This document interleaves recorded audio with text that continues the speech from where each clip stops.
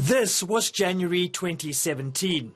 Hundreds of people celebrating Chinese New Year right here on the streets of Johannesburg.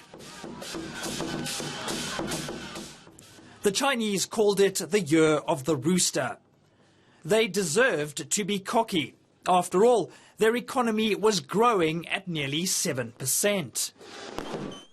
That was the Year of the Rooster. But this is 2020, and some might say it's the year of the virus. Experts believe the coronavirus could wreak havoc. That's if the outbreak continues for the next few months. They're predicting less than 5% growth in China, one of the lowest figures in nearly 30 years. Meanwhile, they've slashed their forecast for the global economy, saying it will grow just 1.5%. All of this spells trouble for South Africa, which could grow at just 0.6%. The local economy is already in recession. But guess what? It could get worse. With these new results coming out as a result of the coronavirus and slow growth in China, we might be looking at a second quarter of recession in South Africa, which is of deep concern. And the pain doesn't stop there.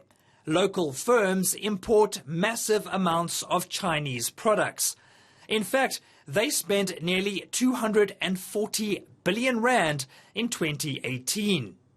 Some businesses are now struggling to source goods. Erwin Pon is the spokesperson for the Chinese Association in Gauteng. He says some shops have managed to stock up, but others are taking strain.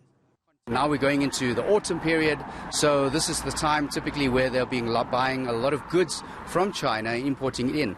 Those guys now are struggling. They're finding a lot of the supply chains being disrupted. Johannesburg's Chinese community didn't celebrate New Year in January. Maybe it's just as well. Because so far, it's been a year they would rather forget. Michael Marilia, Johannesburg.